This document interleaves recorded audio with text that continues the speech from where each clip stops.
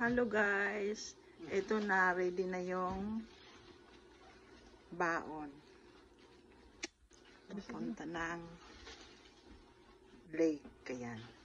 Pansit, tsaka turon, tsaka yung nandun sa loob ay ice candy.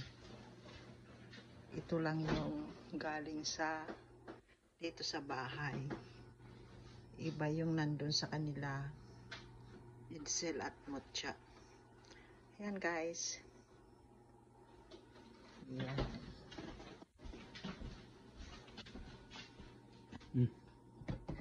Huwag na, marami sila dalang prutas.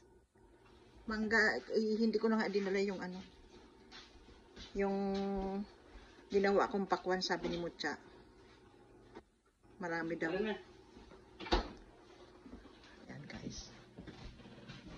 Tara at magka-alas 12 na. Let's go, bye-bye.